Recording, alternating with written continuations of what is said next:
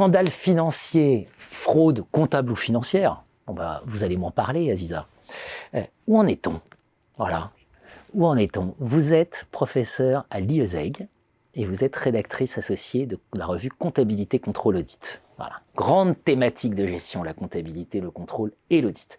Il y a un numéro spécial en cours, qui est pour fin 2021, donc on a un peu de temps, de la revue Critical Perspective on Accounting, qui porte précisément sur cette question, et donc qui montre l'actualité internationale de ce sujet autour de le scandale et des fraudes. Alors peut-être quelques mots sur cet appel de CPA. Alors c'est un appel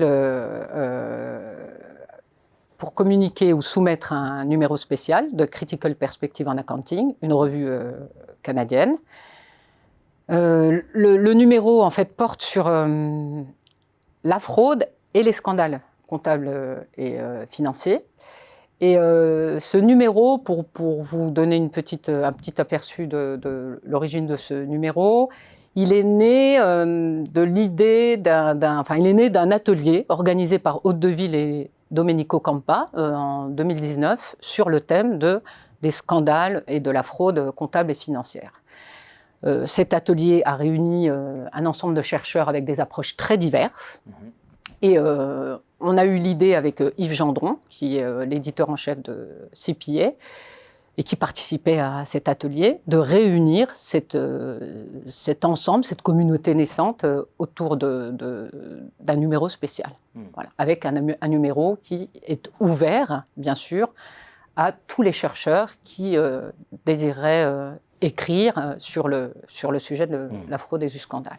Alors bien sûr, ce numéro crée une actualité, mais ce qui est très intéressant dans cette actualité, c'est le parti pris, c'est-à-dire qu'il faut multiplier les angles de vue pour comprendre la fraude et les scandales, et non pas s'arrêter à un angle de vue unique. C'est ça l'originalité.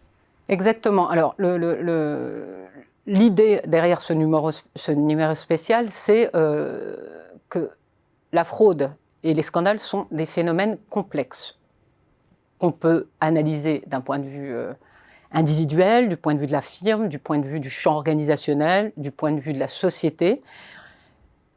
Et toutes ces approches sont complémentaires. On a estimé qu'en croisant ces approches, en adoptant un angle tout de même critique, puisque la revue est une revue critique, cela permettrait en fait d'avoir un examen moins partiel, moins manichéen et moins limité de la fraude et des scandales. Ça veut dire typiquement de la sociologie, de la psychologie. Exactement.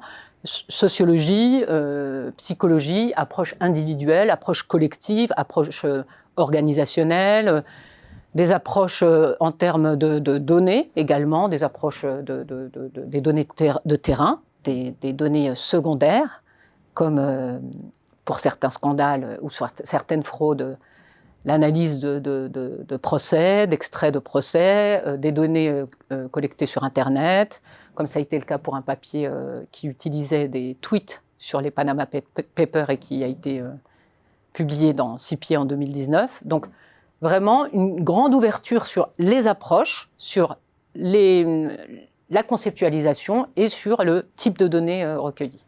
Avec un petit focus en particulier sur le rôle des médias. Oui. Alors, récemment, les chercheurs en management se sont intéressés au rôle des médias dans l'émergence des scandales.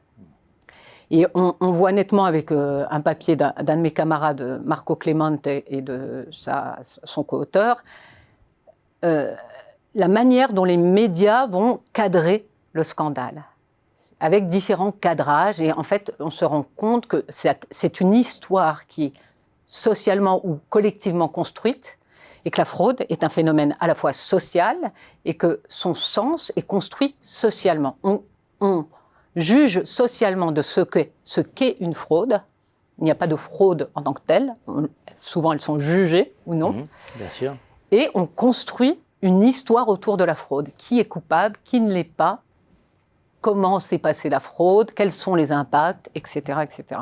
Donc, on a voulu laisser une place particulière aux médias, parce que il y a un certain nombre de recherches qui commencent à s'y intéresser, et puis parce que les médias, notamment sociaux aujourd'hui, occupent une grande place dans la réflexion du grand public, mais aussi des chercheurs en management.